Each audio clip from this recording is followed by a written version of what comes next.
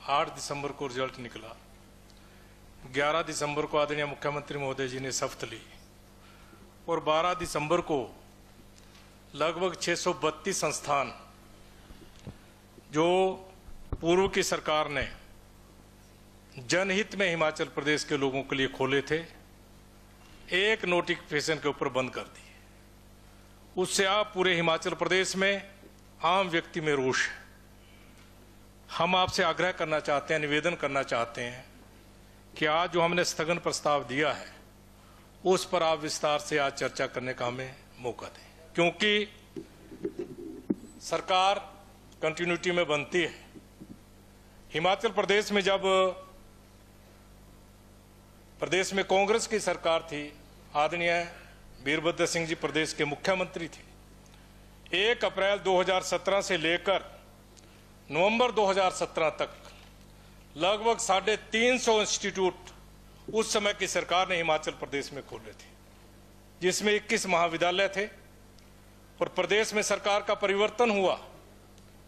अधिकतर संस्थान जो उस सरकार ने उस समय खोले थे, भारतीय जनता पार्टी की सरकार ने लगभग 90% संस्थान चालू करके रखे। आज ये बहानेबाजी करके जो है इन्होंने सारे संस्थान बंद कर दिए। पूरे हिमाचल प्रदेश में इस बात को लेकर लोगों में रोष था।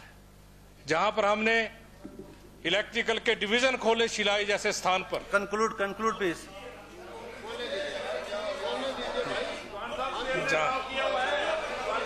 जब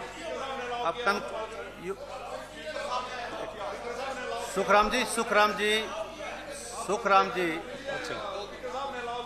अभी तो जब विषय को अलाउ करूंगा ना, अभी आपने बोल दिया कि हमने 67 का नोटिस दिया है। हाँ जी। अब let the honourable parliamentary affair minister reply to this and thereafter I will come to you again.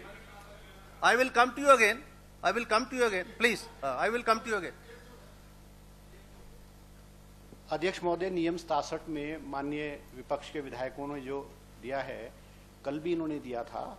ये जो नोटिस है ये बहुत इंपॉर्टेंट, कभी प्रदेश में कोई बहुत बड़ी घटना हो गई है, दुर्घटना हो गई है और इस सदन के सारा कार्य को स्थगित करके जो है वो इस एजेंडे को लिया जाए। ये जो इशू है ये भारतीय जनता पार्टी के हमारे माननीय विधायक पिछले 4 महीने से, जब से कांग्रेस की सरकार बनी है, मीडिया में और बाहर हर रोज बोल रहे हैं।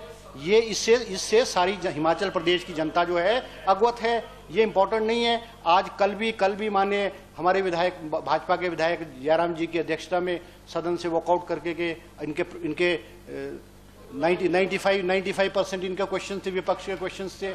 आज एक चर्चा 130 में कटवाल जी की चर्चा लगी थी। आज ये दोबारा इस इशू को लाए हैं। ये इस पे तो चर्चा हो चुकी है, इसको बार और आज अध्यक्ष महोदय ये जो ये इंस्टीट्यूट खोले गए हैं, 4.5 साल सरकार कोई काम नहीं करती।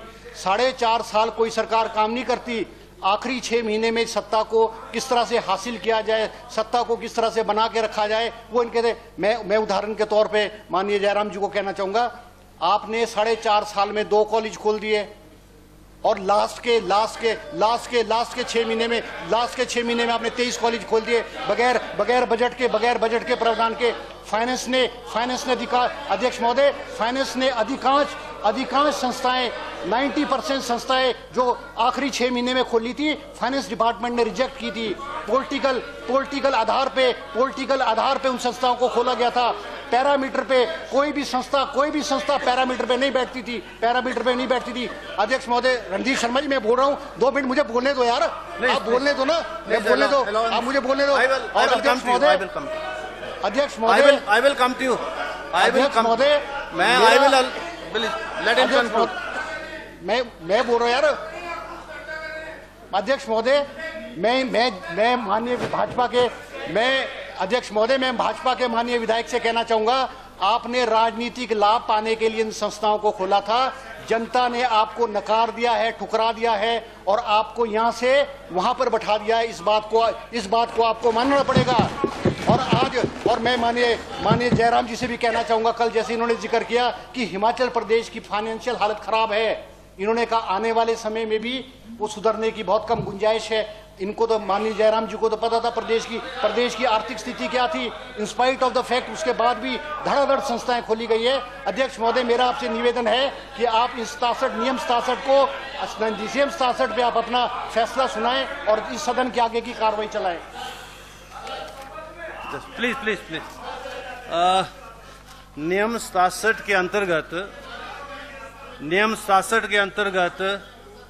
दिनांक 15/3/2022 को आज प्रातः 9:24 पर सर्वश्री सुखराम जी, जीतराम कटवाल जी, राकेश जमवाल जी, बलवीर सिंह वर्मा जी, डॉक्टर हंसराज जी, विनोद कुमार जी, त्रिलोक जमवाल जी, डॉक्टर जनक राज जी, DS ठाकुर जी तथा रीना कश्यप जी ने नियम 67 के अंतर्गत स्थगन प्रस्ताव की सूचना इस सेक्रेटेरिएट को प्राप्त हुई है, जो कि खुले नए संस्थानों को वर्तमान सरकार ने बंद करने के 12 है।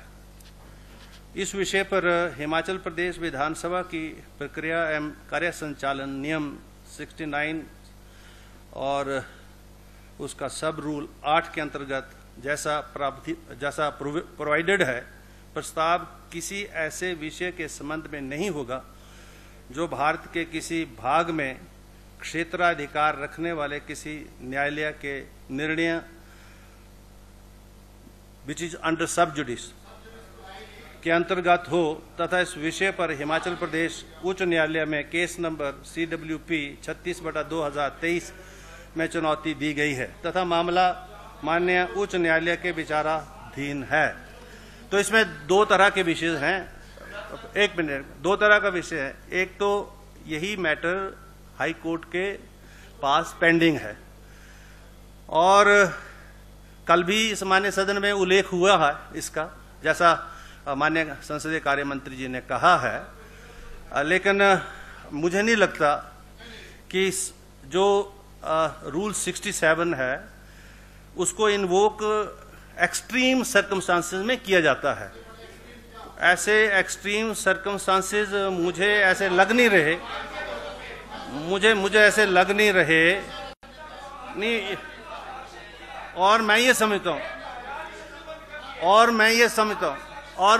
समझता हूं कि प्रश्न काल में बहुत इंपॉर्टेंट विषय जो है माननीय सदन के समक्ष हैं और उसमें आप सबके बहुत ज्यादा हैं। तो अगर आप सब इजाजत दें तो मैं जो है प्रश्न काल को आरंभ करूं और आपके जो विषय हैं जो चुनाव क्षेत्रों के मुतल्लिक हैं उनको मैं लूं। और नहीं, नोटिस तो आपके सब ने, सुखराम जी ने बोल दिया। चलो, तो अगर आप सब ने बोलना है तो you have to be very very precise. मैं सीरियल वाइज बोलूंगा। जीतराम कटवाल जी। नोटिसेस हैं।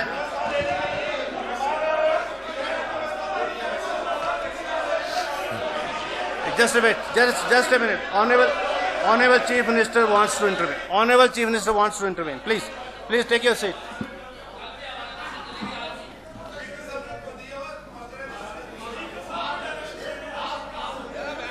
Please.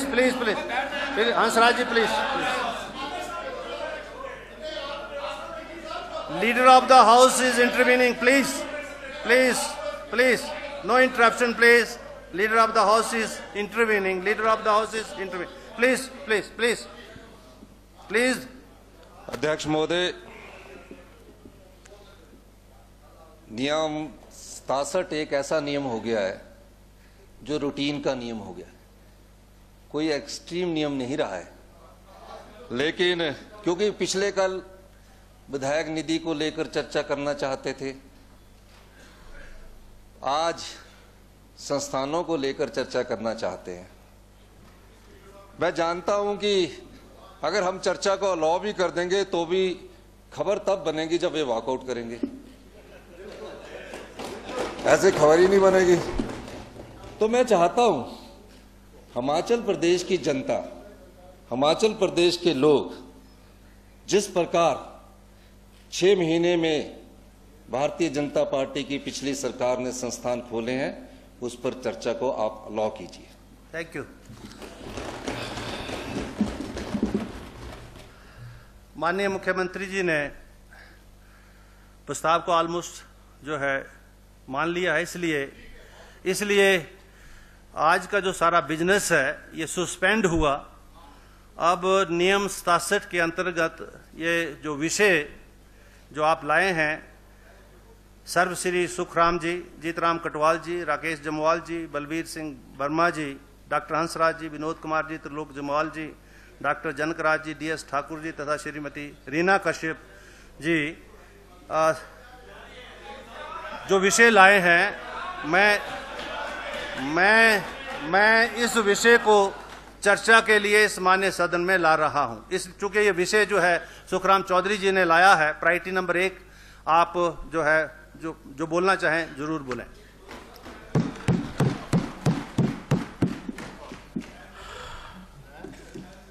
आदरणीय अध्यक्ष महोदय, आपने बहुत महत्वपूर्ण विषय पर चर्चा का मौका दिया, उसके लिए मैं आपका धन्यवाद करना चाहता हूं। हिमाचल प्रदेश में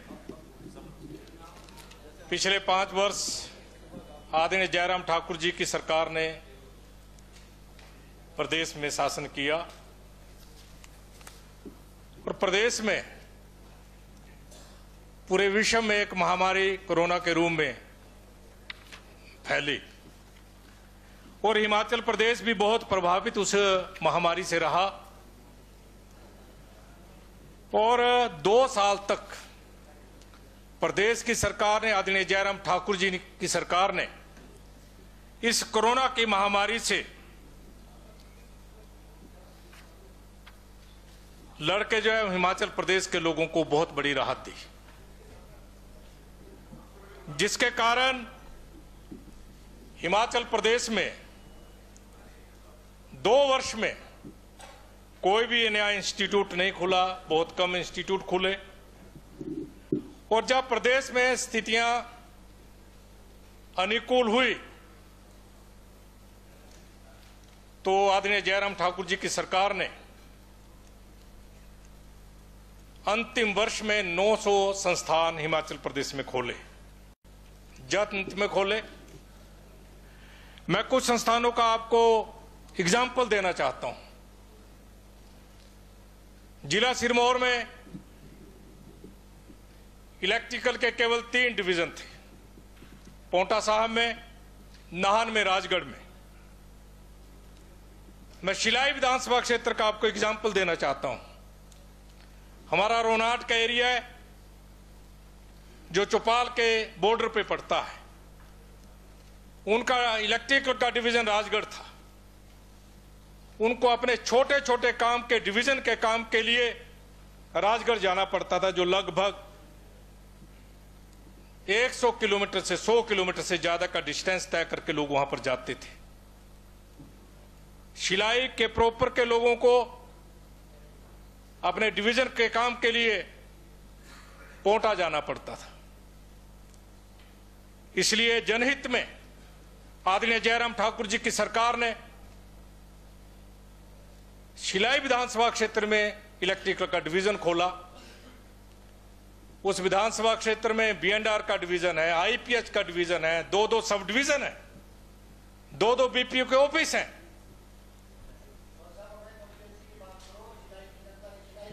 देखिए, कोई बात नहीं, आपसे मैं बीच में इंटरप्ट ना करें। इसलिए उसको जो है उस संस्थान को भी बंद कर दिया गया। और मैं रेणुका विधानसभा क्षेत्र का एग्जाम्पल देना चाहता हूं।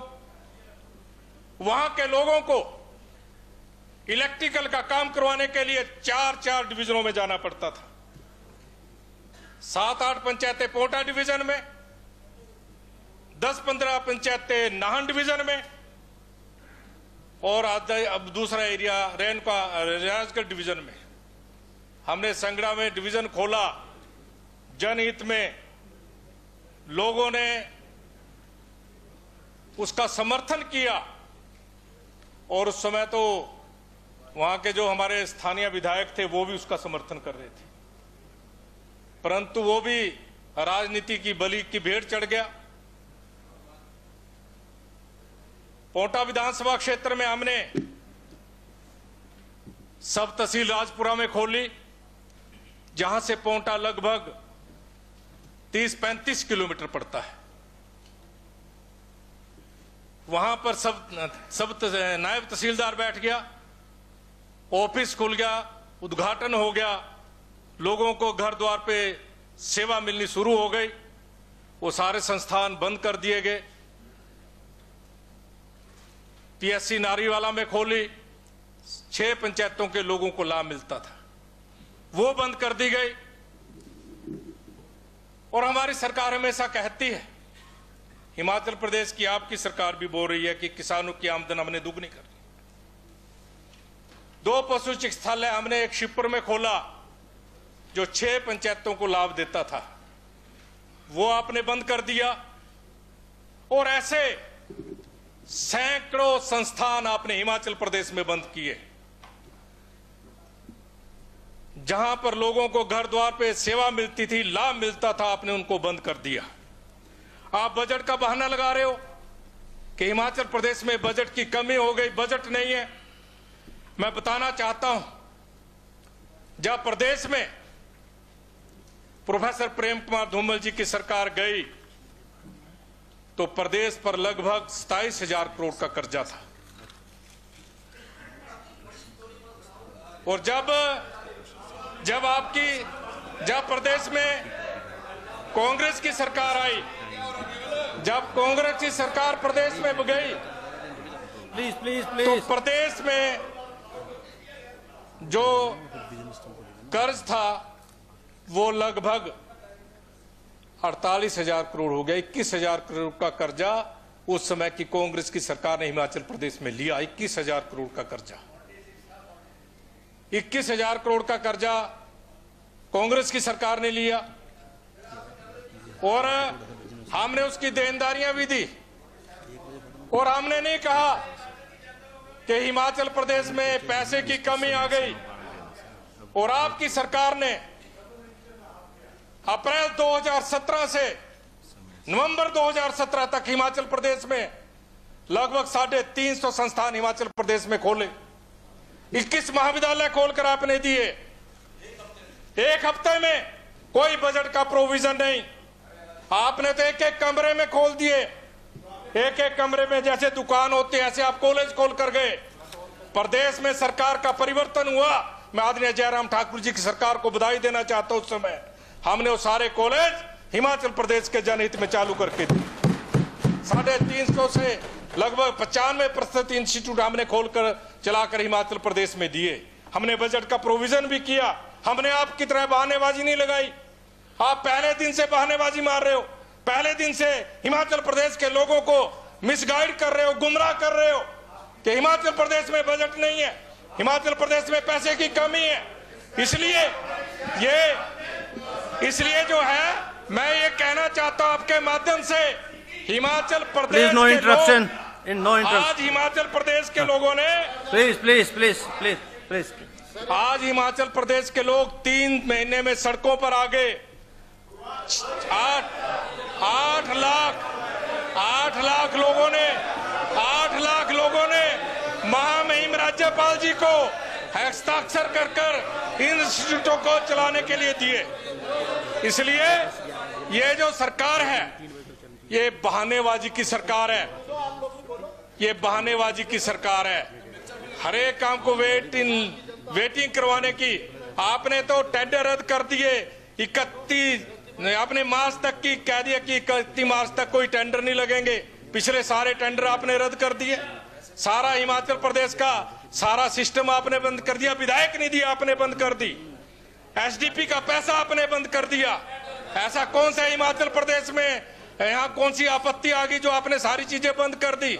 आज हिमाचल प्रदेश के लोगों ने महामहिम राज्यपाल जी को 7 लाख लोगों ने हस्ताक्षर अभियान करके जो है उनको ज्ञापन दिए इन संस्थानों को खोलने के लिए। इसलिए मैं आपसे कहना चाहता हूं कि इन संस्थानों को जनहित में पुनः खोला जाए, तुरंत चालू किया जाए। आदरणीय मुख्यमंत्री महोदय से मैं आग्रह करना चाहता हूं। Conclude please. आदरणीय मुख्यमंत्री महोदय जी, जिन लोगों ने आपको ये सजेशन दिया ये संस्थान बंद करने का, आप सोच लो वो आपके हित के लोग नहीं हैं। ये आपसे जो है हिमाचल प्रदेश में बहुत बड़ा गलत काम करवाने जा रहे हैं, जो आज तक हिमाचल प्रदेश में कभी नहीं हुआ। आपने कहा स्कूल बंद करने हैं। Conclude please. इसी विधानसभा में हमारे पूर्व के मुख्यमंत्री आदरणीय वीरभद्र सिंह जी ने कहा था एक प्रश्न के उत्तर में, अगर हिमाचल प्रदेश में एक बच्चे के लिए भी प्राइमरी स्कूल खोलना पड़े तो हम प्राइमरी स्कूल खोल कर देंगे। आज आपने जहां आप उसके अगेंस्ट जा रहे हो, आप तो अपने नेता की बात को भी नहीं मान रहे हो। इसलिए मैं आपसे कहना चाहता हूं कि ये जो आपने प्रथा हिमाचल प्रदेश में शुरू की है उसको तुरंत बंद करिए। मैं आपसे आग्रह करना चाहता हूं। आपने मुझे बोलने का समय दिया, आपका बहुत बहुत धन्यवाद। Thank you very much Chaudhary साहब। प्लीज लेट मी से समथिंग। मुझे तो बोलने दो पहले। हंसराज जी प्लीज। ऐसा है, चूंकि नियम 67 को परमिट कर दिया गया है, तो इसका मतलब अब डिस्कशन डिबेट के रूप में इसकी शक्ल आ गई है। तो जो मूवर्स हैं उसमें से चौधरी साहब ने बोल दिया है, बाकी जो है सीरियल वाइज उसमें आगे बोलेंगे। और इस तरफ से भी जो लिस्ट आ चुकी है मेरे पास, तो मैं अभी 1-1 से मैं स्टार्ट कर रहा हूं। राजेश धर्मानी जी। धन्यवाद अध्यक्ष महोदय, आपने मुझे बोलने का मौका दिया। यहां पर जो ये चर्चा यहां पे लाए, उसके माध्यम से, हालांकि इस पे चर्चा करना 130 नियम के अधीन भी हो सकती थी, और आज बड़े महत्वपूर्ण प्रश्न माननीय सदस्यों के लगे थे, लेकिन विपक्ष का ध्यान पूरा मीडिया की सुर्खियों पे है कि कल क्या सुर्खियां होंगी। इसके चक्कर में इन्होंने प्रश्नकाल में जो व्यवधान डाला, उसके लिए इनको माफी मांगनी चाहिए। और हम धन्यवाद करते हैं माननीय मुख्यमंत्री जी का कि जिन्होंने दरियादिली दिखाई और इनकी इस चर्चा के लिए जो है वो अपनी सहमति दी। आप सब जानते हैं, माननीय विपक्ष के सदस्य भी जानते हैं कि हिमाचल प्रदेश की वित्तीय हालत क्या है। और पिछले वित्त वर्ष के अंदर, क्योंकि चुनावी वर्ष था, उसमें जो इनके बजट एस्टिमेट्स थे, जो बजट इन्होंने स्वयं माननीय पूर्व मुख्यमंत्री जी ने उसमें मुख्यमंत्री रहते प्रस्तुत किया, आज उससे ज्यादा खर्चा इस साल के अंदर हुआ, जिसका कोई वित्तीय प्रावधान नहीं था, जिसको स्वीकृति देने के लिए पिछले कल ही माननीय मुख्यमंत्री जी ने जो है अप्रोप्रिएशन बिल इस माननीय सदन में रखा है, जिसमें 13,141 करोड़ से ज्यादा का खर्चा जो है वो कंसोलिडेटेड फंड से अनुमति लेने के लिए जो है यहां पे बिल रखा है। अगर उसका सही तरीके से जो इनके एस्टिमेट्स थे उसमें भी इन संस्थानों के लिए बजट का प्रावधान होता, तो आज शायद इतने ज्यादा एक्स्ट्रा पैसे लेने के लिए ये दोबारा से बिल नहीं लाना पड़ता। और दूसरा मैं कहना चाहूंगा कि ये सारी जो 920 संस्थान खोलने के पीछे की भूमिका जो थी वो कहां से शुरू, इसमें इनको आइडिया कहां से मिला।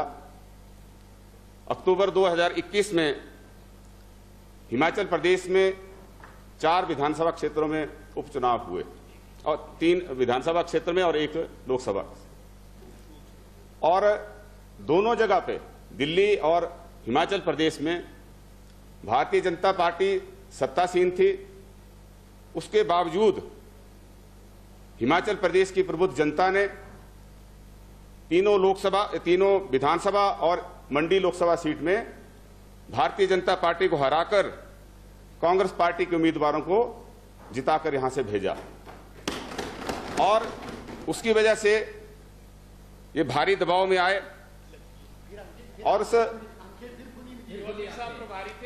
आंखें खुली, लेकिन उसमें सुधार लाने की बजाय होना यह चाहिए था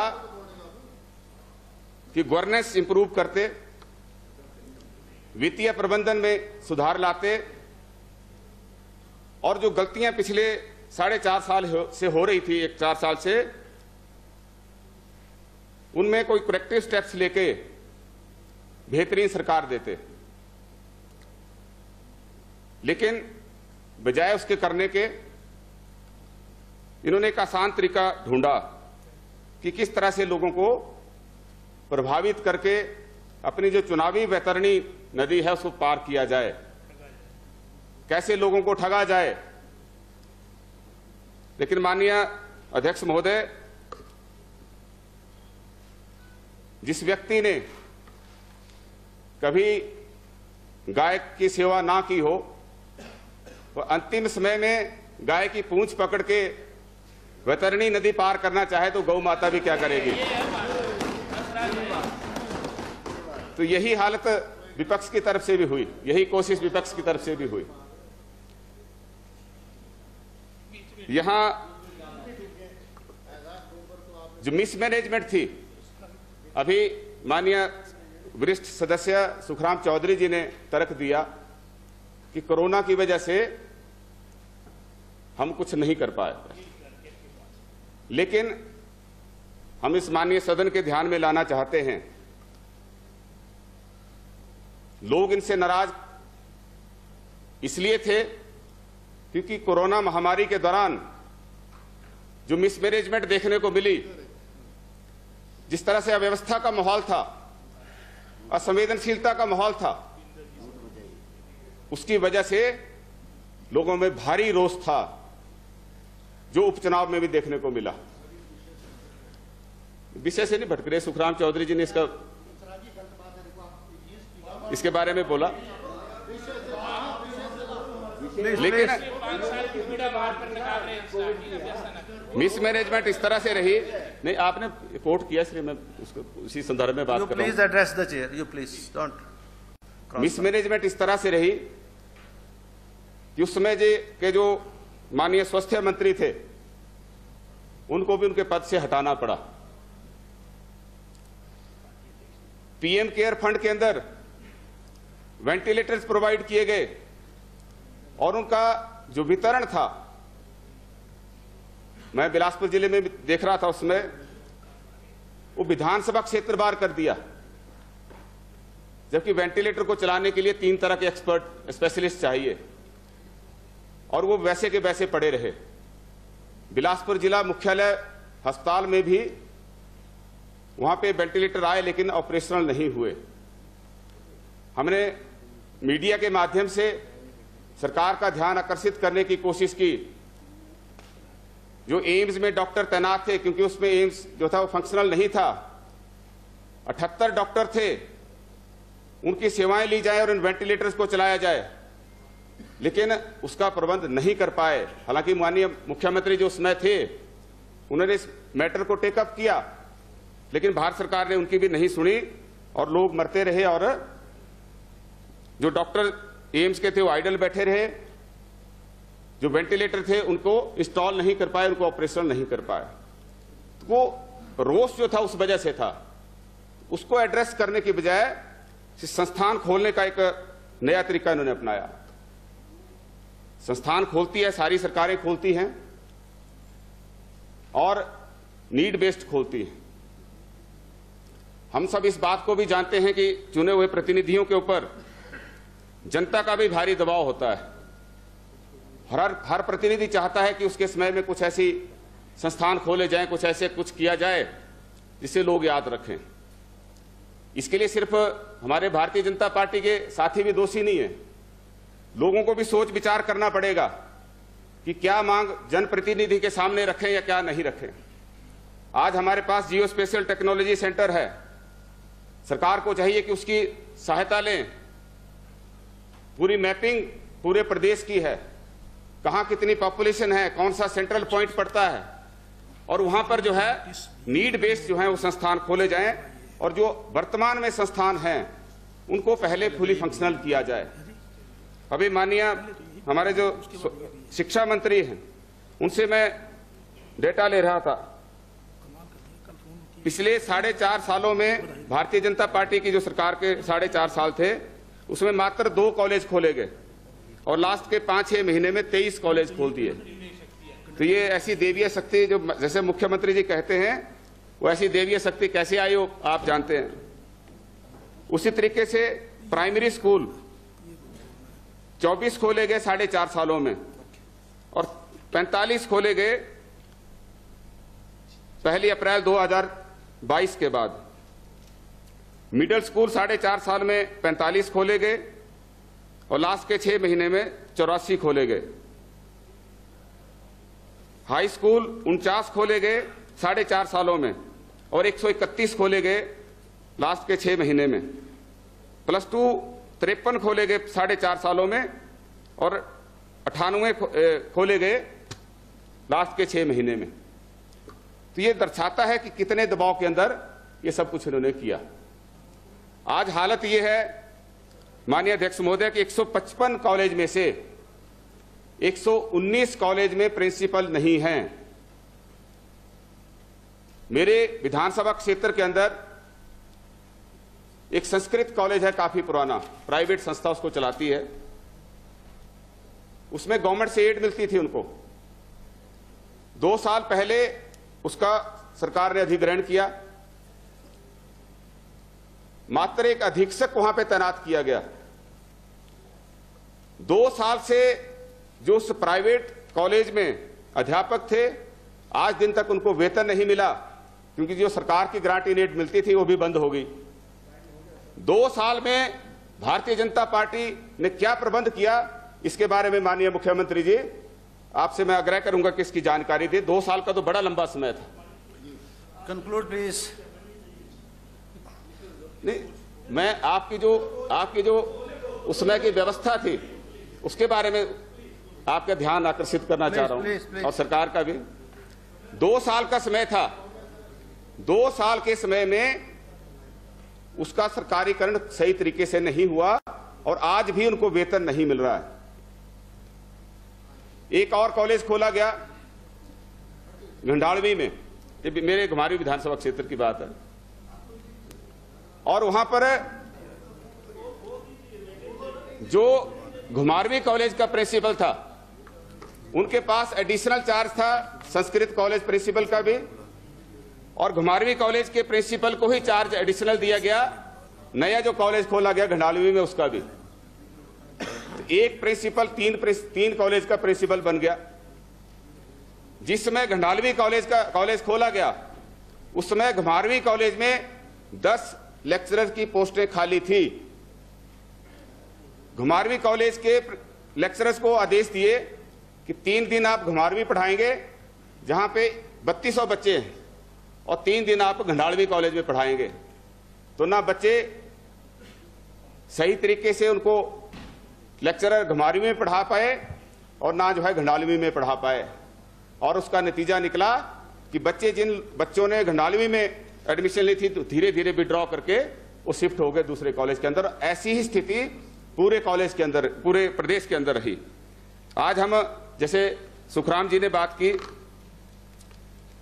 इलेक्ट्रिसिटी बोर्ड की। इलेक्ट्रिसिटी बोर्ड आप सब जानते हैं कि लगभग 800 करोड़ रुपए का घाटा है, 1800 करोड़ का, और इसमें सरकार ने लास्ट के जो 6 महीने थे 33 डिवीजन खोल दिए नए। हमें जरूरत थी फील्ड स्टाफ की। 10,000 पोस्टें खाली हैं, टीम मेट की, लाइनमैन की, एएलएम्स की, लेकिन सर्कल और डिवीजन खोले गए 33, सब डिवीजन भी। Conclude please, conclude please. 33 दफ्तर खोले गए बड़े, सब डिवीजन और सर्कल। तो इस तरह से सरकार ने 33 खुले हैं। तो ये बिना वित्तीय संस्थानों को बढ़ाए। इन्होंने सिर्फ अपने चुनावी लाभ के लिए जो है ये सारा कुछ एजेंडा इसीलिए इन्होंने चलाया था। यहां पर आपके ध्यान में मैं और लाना चाहूंगा, ये तो समय रहते खोले थे इन्होंने, खैर, और अच्छी नीयत से खोले होंगे। गौ सदन खोले गए और गौ सदनों को चलाने का जो भार था उस समय की सरकार ने जो हमारे शराब पीने वाले भाई हैं उनके ऊपर डाल दिया। वहां पे सेस लगाया गया, ठीक है, उसका भी कोई बात नहीं, लेकिन उनका कुप्रबंधन था। आज हमारे माननीय सदस्य श्री संजय रतन जी का प्रश्न लगा है, लेकिन उसका अब क्योंकि वो डिस्कस नहीं होगा, मैं उसका उत्तर पढ़ रहा था। अध्यक्ष महोदय, बड़ी अलार्मिंग स्थिति है। जो ये गौ सदन सरकार ने बनाए ये डेथ चैम्बर्स हैं। पिछले दिनों मैं नालागढ़ में गया, माननीय उसमें तत्कालीन जो मुख्यमंत्री थे उन्होंने उसका उद्घाटन किया। उसमें भी लगभग 300 के करीब बैल हैं। उसमें से मुझे 4-5 बैल अच्छे दिखे, तो मैंने उनको पूछा ये नए आए होंगे? बोला जी 1 हफ्ता हुआ इनको आए हुए, बाकी की हड्डियां निकली हुई थी। मैंने उनको पूछा कि यहाँ पे, क्योंकि उसमें हड्डियां भी पड़ी हुई थी, बोला ये क्या है भाई? ये बड़ी दुखदाई बात है, ये कोई सिर्फ उसके लिए नहीं बोल रहा हूं मैं, पॉइंट स्कोर करने के लिए नहीं बोल रहा हूं। तो उन्होंने कहा कि जो हड्डियां इकट्ठी करता है वो व्यक्ति आया नहीं हफ्ते भर से। तो मतलब कितना डेथ रेट है? 8 से 10 महीने के, 1 महीने में 8 से 10 है। और अभी जो इन्होंने माननीय संजय रतन जी ने जो प्रश्न किया है, ज्वालामुखी विधानसभा क्षेत्र के लुथान में जो खोला गया है, पैसा 3 करोड़ 47 लाख रुपए से ज्यादा का खर्चा हुआ है। 1064 गौवंश को इसमें आश्रय दिया गया, लेकिन डेथ कितने की हुई उसमें? 907 की। मात्र अब 136 बचे। 1064 में से 907 मर गए। ये सरकार के कुप्रबंधन को दर्शाता है कि जो संस्थान आपके पास थे, जो आपने 4.5 साल में खोले, उनको भी आप सही तरीके से नहीं चला पाए। मैं अपने सरकार, माननीय स्वास्थ्य मंत्री थे विपिन परमार जी, इनके ससुराल हमारे घुमारवीं में हैं और उन्होंने बड़ी दरिया दिली दिखाई। घुमारवीं मेरे ससुराल इनके इलाके में है। Please Dharmani ji conclude please. तो सर, तो इन्होंने अब हमारे घुमारवीं हॉस्पिटल का अपग्रेड किया, 100 बिस्तर का कर दिया। हम इनके धन्यवादी हैं, लेकिन व्यवस्था वहां भी नहीं बन पाई। अभी मैं वहां गया, 100 बिस्तर के अस्पताल में बेड भी 50 ही थे जो पहले थे, वही बेड भी नहीं बढ़ाए। मतलब संख्या तो बढ़ा दी कागजों में, लेकिन जो प्रैक्टिकल बेड लगते हैं उनकी संख्या वही है जो पहले थी। लेकिन उसमें मरीज कितने थे? 6, और 6 में से भी 1 मरीज मेरी रिकमेंडेशन पे वहां पे दाखिल किया, जो कोमा में थे लेडी, उसको दाखिल नहीं करना चाह रहे थे। तो 6 मरीज थे। अगर हॉस्पिटल का प्रबंधन सही तरीके से होता तो वहां पे मरीज होते, उस हॉस्पिटल की दशा ठीक होती। तो ये कुल मिला के मैं आपके ध्यान में यही लाना चाहता हूं कि माननीय मुख्यमंत्री जी ने जो इनके चुनावी लाभ के लिए ये फैसले लिए गए थे, उनको रिव्यू करने के लिए जो है वो कहा है। और उन्होंने पहले भी बार बार कहा है कि नीड बेस्ड जहां पे जरूरत होगी, जहां पे उसकी जस्टिफिकेशन होगी, वहां पे उनको दोबारा से खोलेंगे। Thank you very much. हम इनके धन्यवादी हैं कि इन्होंने ये कड़वे कदम जो है कई बार लेने पड़ते हैं, टफ डिसीजन भी लेने पड़ते हैं देश हित में, जनता के हित में। और जिन संस्थानों की जहां जहां जरूरत होगी वहां पे हम भी आग्रह करेंगे कि वहां पे उनको खोलें। लेकिन जो सिर्फ कई ऐसे स्कूल हैं जहां अपग्रेड किए गए, और मैं अंतिम पॉइंट कहना चाहूंगा सर, एक हमारे स्कूल अपग्रेड किया, +2 कर दिया, उस स्कूल में 5 लेक्चरर पोस्टिंग उनकी हो गई, 1 प्रिंसिपल लग गया, 6 हो गए, 1 पीएन लग गया, 7वां हो गया। प्रिंसिपल साहब मेरे से मिलने आए, मैंने उनसे पूछा स्टूडेंट कितने हैं? बोले 0, 1 भी स्टूडेंट जो है वो एनरोल नहीं हुआ। तो जो 6 अध्यापकों की जो वेतन है वो गरीब जनता के पैसे से आता है।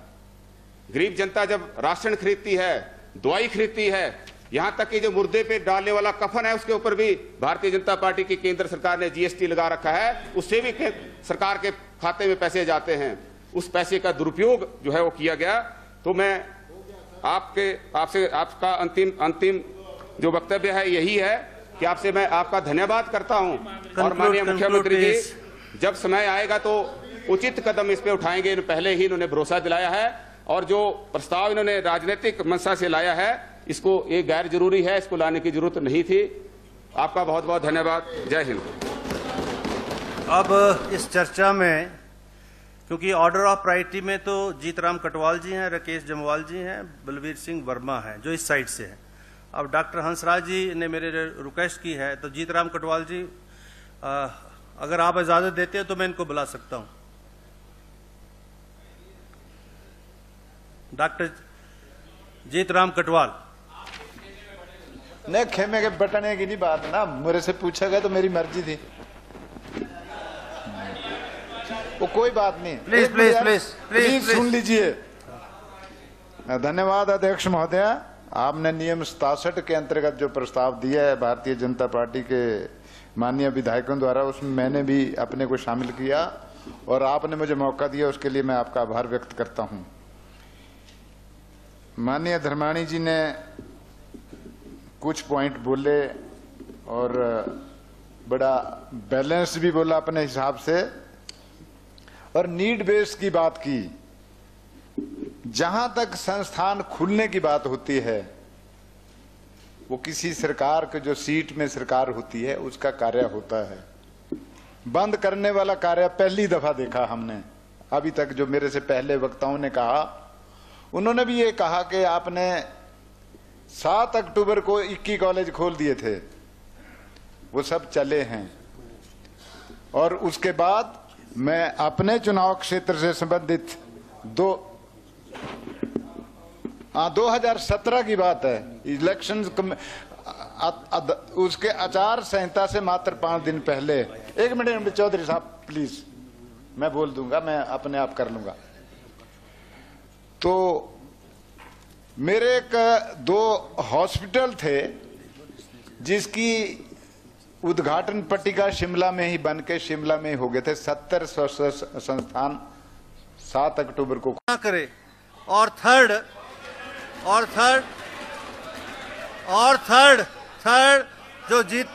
जो जीतराम कटवाल जी ने जो एक्सप्रेशन किया कि ठीक तरह से बैठना सीखो, इसको रिकॉर्ड से मैं निकाल रहा हूं और मैं इसको रिकॉर्ड से निकाल रहा हूं और अब मैं आईडी लखनपाल महोदय से please ID Lakhanpal please ID Lakhanpal Ajay माननीय मुख्यमंत्री जी इंटरवीन करना चाह रहे। लखनपाल जी एक मिनट माननीय मुख्यमंत्री जी इंटरवीन करना चाह रहे। माननीय मुख्यमंत्री जी। माननीय अध्यक्ष महोदय, जीतराम कटवाल जी सरकारी कार्यालय में भी काम कर चुके हैं, बड़े अच्छे हैं, लेकिन तड़फन इतनी है कि बोलते बोलते पता ही नहीं चला कि कहाँ चले गए। मेरा ये मानना है कि जो जीतराम कटवाल जी ने सम्मानित सदस्य चुनकर आते हैं और सम्मानित सदस्य जब इस सभागार में आता है वो सब सम्मानित होते हैं। इस प्रकार की बात करना इनको भी शोभा नहीं देता और सदन को भी शोभा नहीं देता। मेरा ये अनुरोध है आपसे कि आप परिस्थितियों के हिसाब से, आप ठीक है आप चुन गए, ब्यूरोक्रेट्स भी रहे, लेकिन कोई तरीका होता है सभा में आने का। जो इन्होंने कहा उसको एक्सपांड कर दिया जाए और इनसे कहा है कि अपनी गरिमा में रह के, सदन की गरिमा में रहकर बात की जाए। धन्यवाद। I have already given a ruling that part will go out of the record. And now I will request the ID Lakhanpal, please conclude please. You have enough time, you have taken 20 minutes. Please ID Lakhanpal, please. हो गया कटवाल जी, हो गया।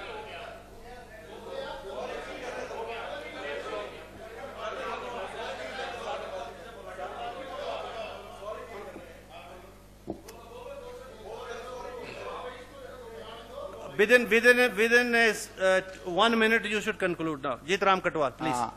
जब मैंने पहले अनुरोध किया था कि सुन लीजिए, मैंने माननीय धर्माणी जी के बारे में भी बात की।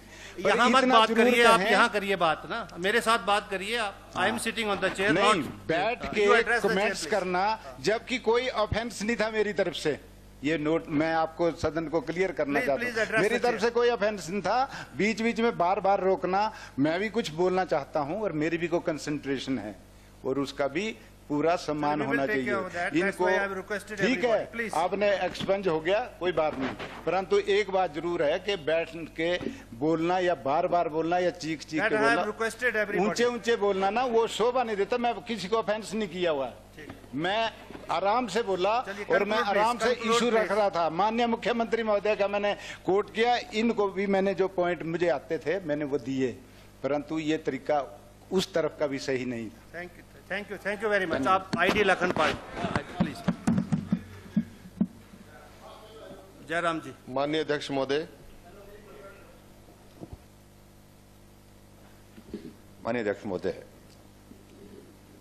और ये बहुत महत्वपूर्ण विषय पर चर्चा हो रही है और इसकी गंभीरता को समझने की आवश्यकता है। और आपने चेयर की तरफ से रूलिंग दी है कि सब लोग जो अपना अपना विषय रखे, विषय पर बोले, एक बात। और दूसरी बात यह है कि सत्ता पक्ष की ओर से कम एक चीज को तो सुनिश्चित करना चाहिए कि जब बोल रहे हैं हमारे यहाँ से, आपने परमिशन दी है, आपने अलाउ किया है, तो उस बीच में अनावश्यक रूप से जो है वो बैठे बैठे कमेंट ना करे, बैठ करके जो है वो बार बार जो है हमारे सदस्यों को टोकेंगे। तो स्वाभाविक रूप से जब कोई आदमी बोल रहा होता है, रिदम में बोल रहा होता है, तो इसलिए कठिनाई होती है। तो ये मुझे लगता है कि ये आवश्यकता है। माननीय सदस्य सदन में चुन करके आए हैं, उनका सम्मान है हर तरह से, लेकिन उसके बावजूद आपको ये भी सोचना होगा कि यहाँ पर अगर कोई वरिष्ठ सदस्य अपनी बात इस माननीय सदन में कह रहे हैं, उनकी बात को सुननी चाहिए। हम ये हमारे लिए संभव नहीं है कि हम हर बात की सत्ता पक्ष की तारीफ करेंगे। हम विरोध करेंगे जो गलत होगा, जो जनहित में होगा उसका तारीफ भी करेंगे, लेकिन जनहित में होगा तो न। लेकिन जो बात लोकतांत्रिक व्यवस्था के अंतर्गत हमको अधिकार है कहने का, तो वो कहने का हमको रहना चाहिए। और दूसरी बात अध्यक्ष महोदय, मैं आपके ध्यान में ला रहा, I could see some officers sitting in the officer gallery, they were talking on mobile phone. This never happened before. I have taken a note of this. In any case, if any officer sitting in the official gallery is utilizing the mobile phone, that is against the decorum of the house, and I caution him not to do that. In any case, if we will repeat, certainly the house will take its course. Now I will request ID, please. ID Lakhuna, please. I have already said, please don't interrupt if a member is speaking, either this side or this side. So please, there should not be interruption, and interruption should not be taken as a matter of right. I am not allowing that. I have already said, I have given my ruling to that also. And please, Honorable Parliamentary Members, you want to say something? आपका धन्यवाद। एक महत्वपूर्ण issue पे आपने चर्चा लगाई और बहुत महत्वपूर्ण इशू है। जैसे माननीय ठाकुर जयराम जी ने कहा है कि इंटरप्शन नहीं होनी चाहिए, मगर हम ये भी निवेदन करेंगे इनकी साइड से भी इंटरप्शन चाहिए, बोथ साइड।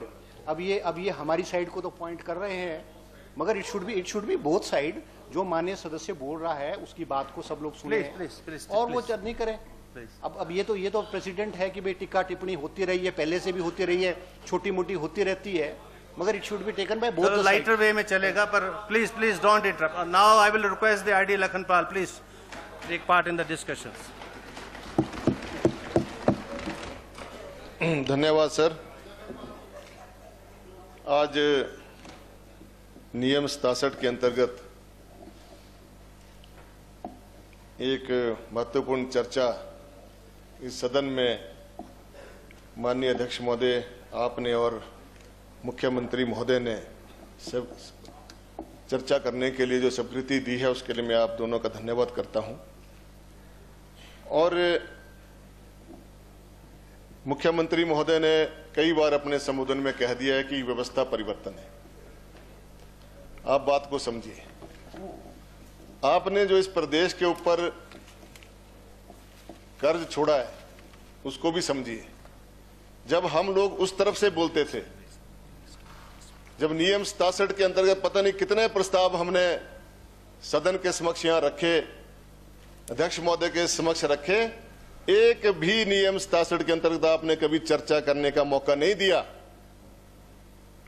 आप लोग सौभाग्यशाली हैं कि हमारे मुख्यमंत्री नर्म स्वभाव के हैं, इन्होंने आपको अलाउ कर दिया, दरिया दिल हैं। स्पीकर साहब भी साथ में, हम परमार साहब अध्यक्ष होते थे, पता नहीं कितने हमने नियम 67 के अंतर्गत प्रस्ताव लाए, एक के ऊपर भी आपने चर्चा नहीं करवाई, नहीं हुई, कोई चर्चा नहीं हुई। और कोरोना के ऊपर भी आएंगे अभी। Please order. कोरोना के ऊपर जो अव्यवस्था है आपके समय में हुई, बैठे प्लीज, और आप लोग उसकी बड़े श्रेय लेने की आप कोशिश करते हैं, उसमें मैं तो धन्यवाद करूंगा कटवाल जी का, इन्होंने हमारा भी धन्यवाद किया कि आपने भी कोरोना काल में सहयोग किया। लेकिन आपकी सरकार ने, माननीय मुख्यमंत्री जो तत्कालीन थे जयराम ठाकुर जी, इन्होंने भी नहीं कभी ये सराहा कि कांग्रेस ने कोरोना काल में कोई काम किया, कभी नहीं किया इन्होंने। Just a minute, please. I will request the honorable members, those who are not seated on their seats, they should not speak from the other seats. Okay. This is for Mr. Satiji, while sitting on other chair, he should not speak. And the rest of the member too should adhere to that. Please continue. माननीय अध्यक्ष महोदय, सरकार ने जो अभी संस्थान denotify किए हैं वो तर्कसंगत थे और सही भी थे, और इसमें माननीय मुख्यमंत्री ने पहले कह दिया है कि नीड बेस्ड जो संस्थान है उनको खोला जाएगा। इसमें इतना हाय हुल्ला करने की क्या जरूरत है? बहुत से और भी इशू हैं। हमारे अपने विधानसभा क्षेत्र में वीरभद्र सिंह की सरकार में 3 आयुर्वेदिक संस्थान खोले गए थे, लेकिन पिछले 5 वर्षों में एक भी वहां पे फंक्शनल पोस्ट आप लोग नहीं दे पाए। और जब मैंने इसके बारे में प्रश्न लगाया हाउस में, तो माननीय मुख्यमंत्री तत्कालीन जयराम ठाकुर जी ने कहा कि आपने खुलवाए क्यों थे? ये गर्म थी उस समय आपकी। ऐसा ही हमारा जो इंडस्ट्रियल एरिया खुला था बिजड़ी के अंदर, उस समय इंडस्ट्री मिनिस्टर थे विक्रम ठाकुर जी, जब हमने इसका प्रश्न लगाया तो आपने भी यही कहा था कि आपने क्यों खुलवाया इंडस्ट्रियल एरिया। आज मैं धन्यवाद करना चाहूंगा इंडस्ट्री मिनिस्टर हर्षवर्धन जी का और माननीय मुख्यमंत्री महोदय का, आज वो रनिंग में आ गया है, रनिंग में आ गया है। तो आप लोगों ने तो कुछ किया ही नहीं है पिछले 5 वर्षों में। आप लोगों ने झूठी वाहवाही लेने के लिए डबल इंजन की सरकार और 10 बार माननीय प्रधानमंत्री को प्रदेश में लेकर आए, वो बताएं कि डबल इंजन की सरकार ने इस प्रदेश को क्या दिया? केवल मात्र जुमले। अगर आपके पास बजट में प्रावधान था, फिर 25 से 28 हजार करोड़ का लोन क्यों लिया आपने? जब आपकी डबल इंजन की सरकार थी, आप एक बार भी आर्थिक पैकेज माननीय मुख्यमंत्री प्रधानमंत्री महोदय से नहीं ले पाए। आज आप बोल रहे हैं आम जनता सड़क पर आ गई। कहां पर आ गई सड़क पर? भारतीय जनता पार्टी के लोग केवल मात्र अपने 20-30 कार्यकर्ताओं को लेकर आप घूम रहे हैं और सरकार को आप ये बताने की कोशिश कर रहे हैं कि हमारा आपके साथ बहुत अन्याय हो रहा है। आपने जो अन्याय किया उसका कौन जिम्मेवार होगा? आपने कुछ नहीं किया। अगर आपने पिछले जो हमारे पहले के खुले हुए संस्थान थे उनको सुदृढ़ किया होता, अच्छे डॉक्टर दिए होते, जो सिविल हॉस्पिटल थे उनकी बिल्डिंगें बनाई होती, वहां पर आपने अच्छा एस्टेब्लिशमेंट किया होता, आपने मेडिकल कॉलेज में डॉक्टर्स भर्ती किए होते, वहां पे उनको इक्विपमेंट देते, आज भी जो हमारे जो बिस्तरों की संख्या उसको बढ़ाया होता, तब तो मानते कि आपने कुछ किया। आपने कुछ नहीं किया, केवल मात्र जुमले की सरकार चलाई। आप तो कहते थे बड़े शौक के साथ, बड़े जोर से कहा करते थे कि हम 20 साल के लिए सत्ता में आए हैं। 5 साल में जनता ने आपको आपकी हैसियत दिखा दी, आपको उस तरफ बिठा दिया। आज माननीय मुख्यमंत्री महोदय को चिंता है, प्रदेश की आर्थिक व्यवस्था की चिंता है। अगर आज वो कड़े निर्णय ले रहे हैं तो आपको उसकी सराहना करनी चाहिए। एक व्यवस्था परिवर्तन के अंतर्गत वो प्रदेश को एक अच्छा आर्थिक प्रबंधन देना चाहते हैं। जो हमारे पुराने जितने इंस्टीट्यूट हैं उनको सुदृढ़ करना चाहते हैं, तो इसमें आपको तकलीफ क्या हो रही है? आपको तो सहयोग करना चाहिए कि आज हमें अपने जो पुराने जितने संस्थान हैं उनको गरिमापूर्ण तरीके से चलाने के लिए, आज हमारे स्कूलों में जेबीटी के अध्यापक नहीं है, स्कूल बंद होने की कगार पर आ गए हैं। क्या काम किया आपने? हमारे सब हेल्थ सेंटरों में कोई ना वहां पर फीमेल हेल्थ वर्कर है, ना आपने भर्ती किए, ना आपने मेल हेल्थ वर्कर भर्ती किए। आप कैसे बोलते हैं कि हमने बहुत अच्छे काम किए? इसलिए जो आप कहते हैं, जो आप यहां से कहा करते थे, आज वहां पे तकलीफ हो रही है आपको। बड़ी जोर जोर से हम आपसे भी कहते थे, लेकिन आप हमारी बात सुनते नहीं थे। तो ये सारे कारण हैं। आपने जितने भी संस्थान खोले हैं, माननीय मुख्यमंत्री जी ने कहा है कि इनको हम रिव्यू करेंगे और इनको जो है हम अगर उसमें कोई ठीक लगेगा तो उसको खोलेंगे, उसको चलाएंगे भी, उसमें पैसे का प्रबंध भी करेंगे, कर्मचारियों का प्रबंध भी करेंगे। तो ये सारी बातें हैं। आप परेशान क्यों हो रहे हैं? आप विधायक क्षेत्र निधि की बात कर रहे हैं। माननीय मुख्यमंत्री ने कल अपने वक्तव्य में कहा है कि हमने विधायक निधि को केवल मतर रोका है, बंद नहीं किया है। तो आने वाले जो बजट जो हमारा प्रस्तुत करेंगे माननीय मुख्यमंत्री महोदय, में सब साफ हो जाएगा, चिंता ना करें। आप क्यों इतने गंभीरता से ले रहे हैं इस बात को? आज यहाँ पर नियम शासन के तहत जो यहाँ पर आपने चर्चा लाई, मैं समझता हूँ इसमें कोई दम नहीं है और ना इसमें कोई चर्चा होनी चाहिए थी। और अध्यक्ष महोदय, आपने बोलने का समय दिया, आपका बहुत बहुत धन्यवाद। राइट इन, वेरी गुड। लखनपाल जी ने 5 मिनट में अपना वक्तव्य रखा है। अगर इजाजत दे रहे हैं राकेश जमवाल जी, बलबीर सिंह वर्मा जी, तो मैं डॉक्टर हंसराज जी को बुलवा सकता हूं, अगर इजाजत देते हैं। अगर आप इजाजत दे रहे तो डॉक्टर हंसराज जी।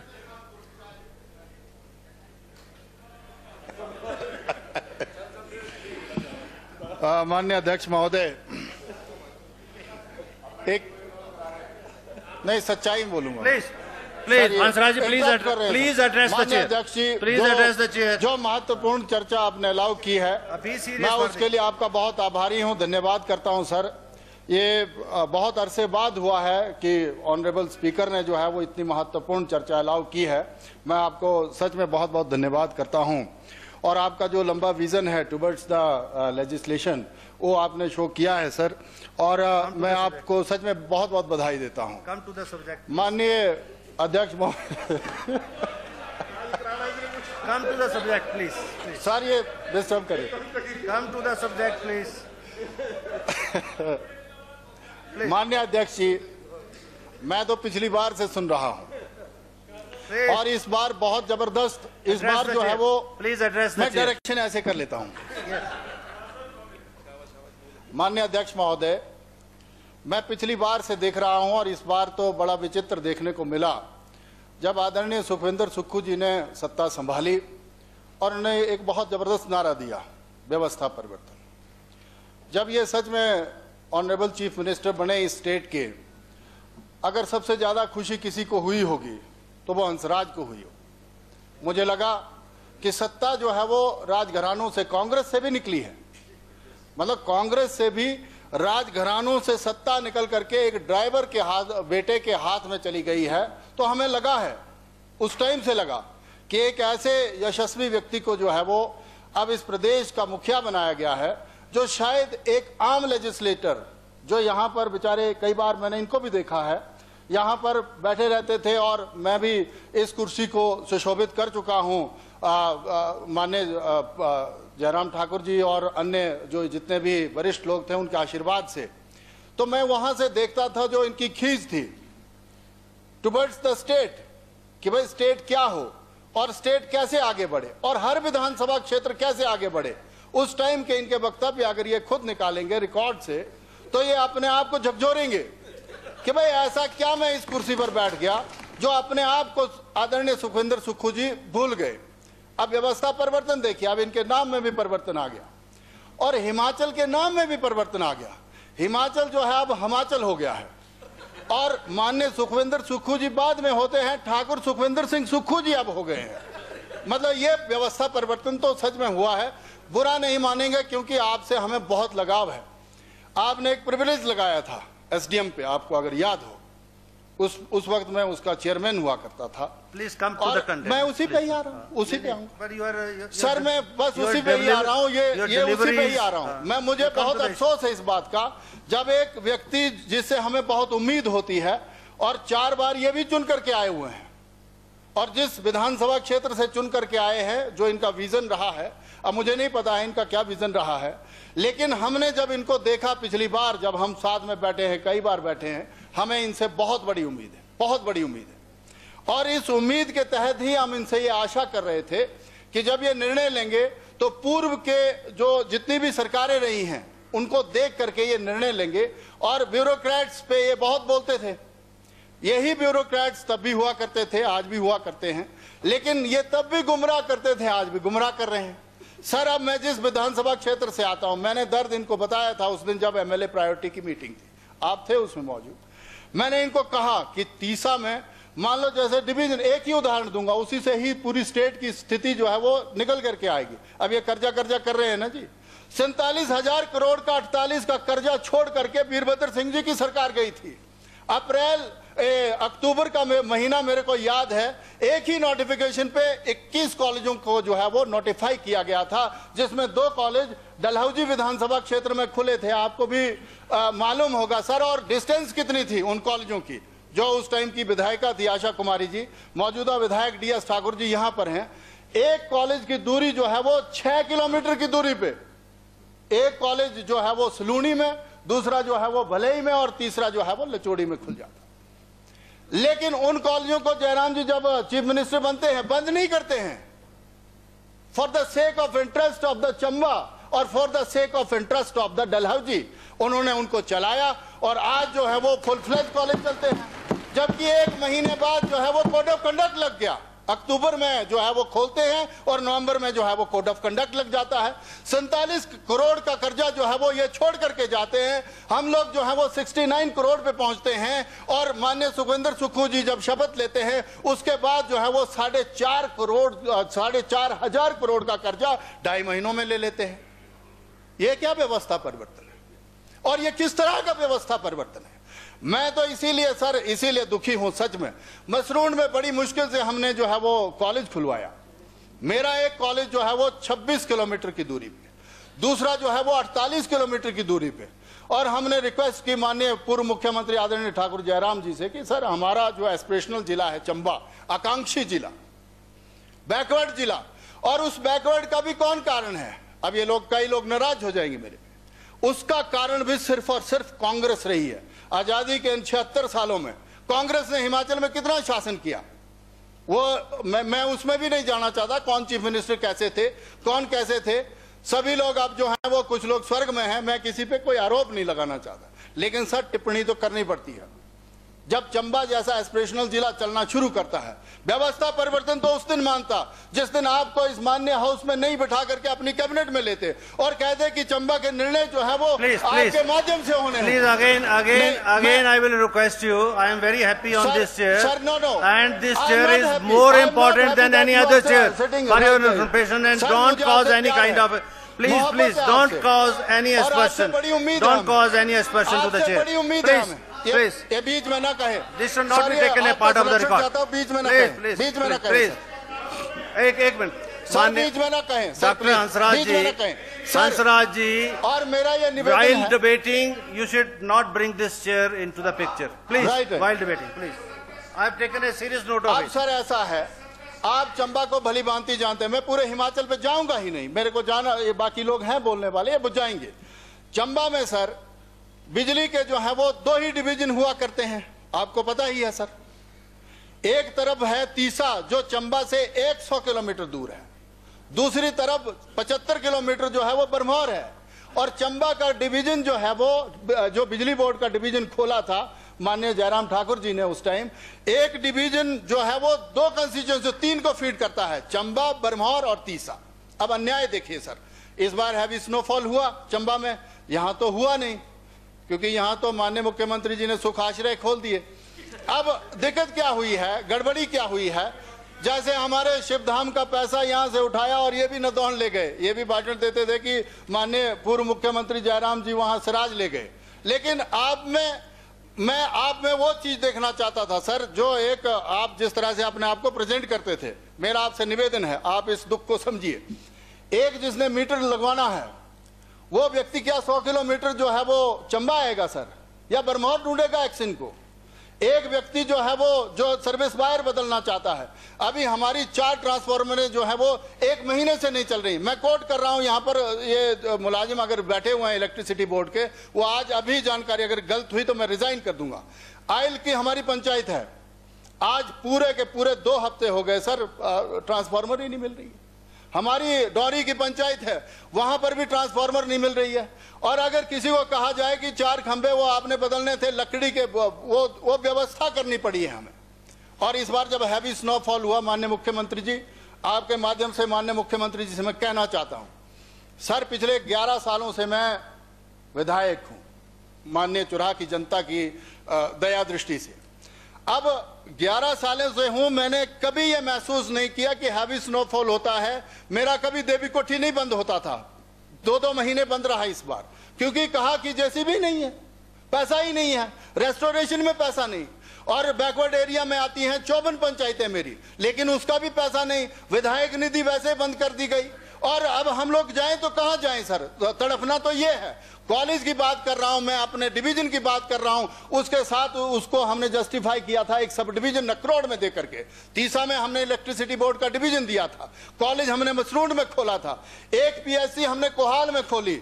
जनाब, एक तरफ मसरूंड है जो चंबा से 25 किलोमीटर की दूरी पे है, दूसरी तरफ दूसरी पीएससी जो है वो 20 किलोमीटर पे आती है। कोहाल में सेंटर में माननीय पूर्व मुख्यमंत्री जयराम जी ने हम पे आशीर्वाद दिया और कोहाल में हमने पीएससी खोली, डिनोटिफाई कर दी। उसके बाद जो है एक हमने बैरागढ़ में खोली, जहां बैरागढ़ से तीसा जो है, जहां सीएचसी है, वो पूरे 28 किलोमीटर है, वहां पर खोल दी तो कोई गुनाह कर दिया, उसको भी बंद कर दिया। आप बंद करें, कोई दिक्कत नहीं है, आप चीफ मिनिस्टर हैं, पर सदा के लिए थोड़ी ना कोई चीफ मिनिस्टर बन जाता है। इसीलिए मेरा ये सर आग्रह है, निवेदन है कि जिस तरह से हम पैसे का रोना रो रहे हैं, पैसे का रोना रोए, कोई दिक्कत नहीं है। किसने कहा था कि 7-7 सीपीएस हम बना दें? तब तो हमें मैनेजमेंट करनी है, तब तो अपनी सरकार को टिकाऊ तरीके से रखना है सर। मैं कंक्लूड ही कर रहा हूं सर, लोग 18-18 मिनट बोले हैं। मेरा ये आपसे निवेदन है सर, ये आग्रह है, मैं किसी को आलोचित नहीं कर रहा हूं, क्रिटिसिज्म नहीं कर रहा हूं, लेकिन जस्टिस तो तब होगा जब आप न्याय करेंगे सभी विधानसभा क्षेत्रों के साथ। अगर आप भी नदौन देखना शुरू कर देंगे तो लोग जो हैं वो फिर ये सोचेंगे कि कब चुराह का भी नंबर आएगा और वो भी चीफ मिनिस्टर बनेगा और चुराह भी निकलेगा आगे। क्या ऐसी स्थिति बनेगी? मेरा ये आग्रह है, मेरा ये निवेदन है सर, ऐसा अन्याय ना करें। और मैं चाहता हूं रिव्यू करें और जिस दिन बजट पेश करें ये, उसमें प्रावधान करें। जो हमारा बिजली बोर्ड का डिवीजन लिया है, जिसमें एक्सीन बैठा था, सब डिवीजन खुला था।